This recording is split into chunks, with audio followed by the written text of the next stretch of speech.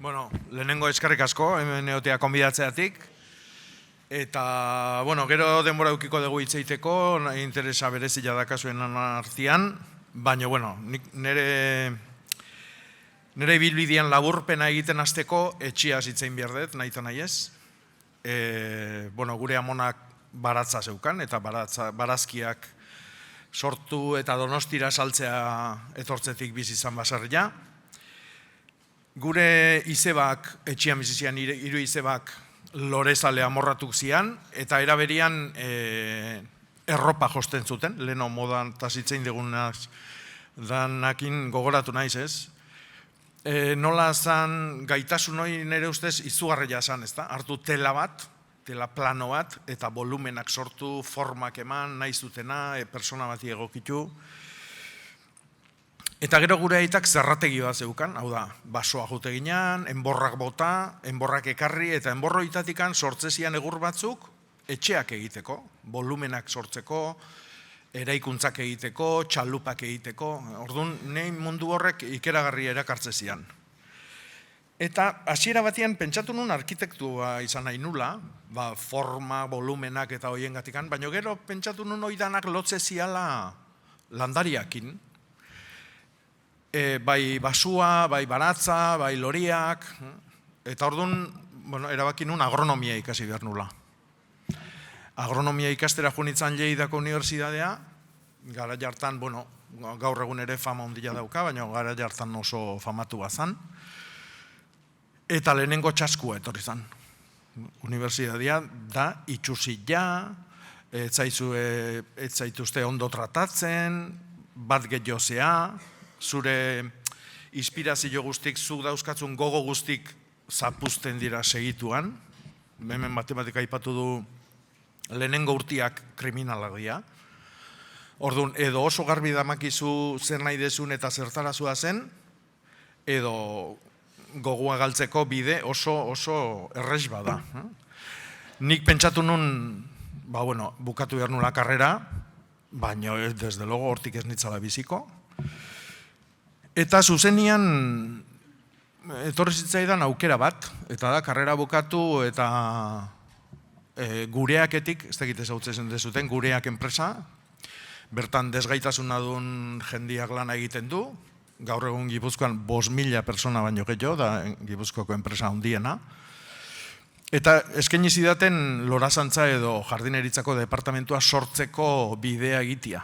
Eta hori oso interesantia izan zen eritzako, batetik olako enpresa batian lan egitea, jende horrekin lan egitea, hasi ginen gero lorategiak zaintzen, Donostin, Irunen, Tolosan, Beasainen, eta horrek ere ekarrizun, jende honentzako ikeragarrizko, izugarria izan zen, bere herritan jendeak ikustea lan egiten zula, oain dela hain naiz hitz egiten 80. hamarkadaz.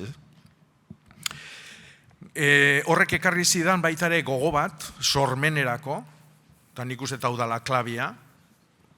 Oso importantia da, hemen entzun ditugunak, ez da, inspiratuta sentitzia, gogoa eukitzia, desioak eta bar, baina niretzako desio importantena da sormenarena. Edozen ikasketa aukeratzen dezutela, zerbait sortzeko gogoa euki beharko ezu hor. Lehen oinda da ona, buelta eman eta atzea etorri berriz, eta hori nire ustez ez da bat ere interesantia. Eta orduan, hor hasi nintzanean erabaki nun paisajismoa landu nahi lula. Orduan, hasi nintzen, lorategia diseinatzen, parkiak, parke naturalak, etxetako lorategik, eta bar.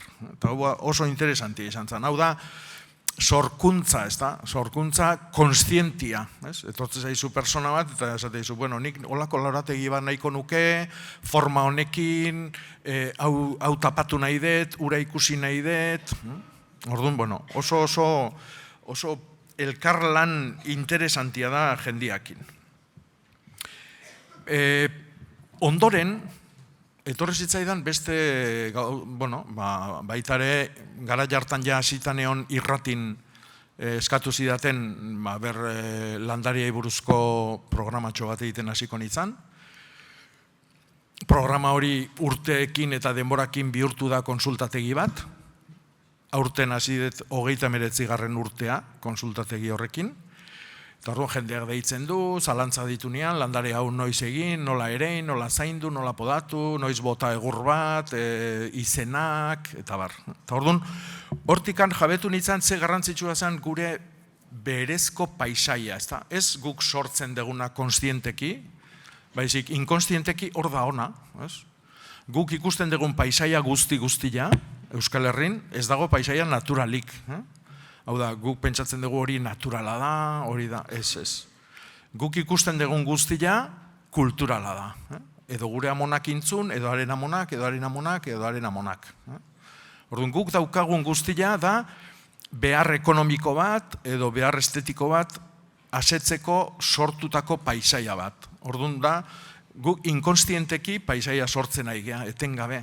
Urbanismo egiten degunean, basogintza egiten degunean, nekazaritza egiten degunean.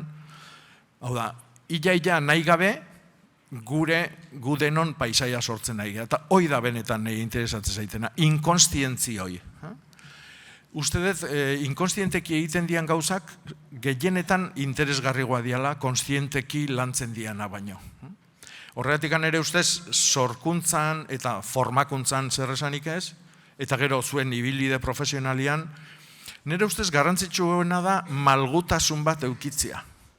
Hau da, ni pentsatzen jartzen naiz, eta 18 urte bete eta handik 2 egunera karrera hasi nunean, nire buruan neukana, agronomua, nekazaritza, inbernaderuak, ekoizpena asako, bizitzak eman hau, eta askotan nik garbi erabaki gabe, ingurumen batek bultzatuta, ez da?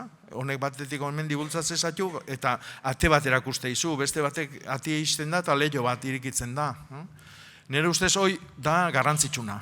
Gaitasun hoi eukitzia egokitzeko. Eta bueno, inkonstientzia horrekin, nik oain dedikatzen naiz komunikazioa, hau da nire bizitzako azkeneko atala. Orduan irratin hasi nintzen, gero hasi nintzen artikuluak idazten, gero liburuak idazten, agendak ateratzen ditut, jendeak ikasteko, lanian landariakin, eta bar, eta nire gero ikusiko ez zuten, nire mailan, nik posterrik ez detekarri, eta dena da liburuak, agendak, eta bar. Orduan bukatu dut azkenian jendeari komunikatzen, eta ez naiz kazetaria, komunikatzen ikasi deten edo aurran itzala burun neskan gauza guztioitan sakontzen eta hor ikasi dituten gauzak zabaltzen. Eta noski, etengabeko ikasketa batian sartutan noski. Eskerrik asko.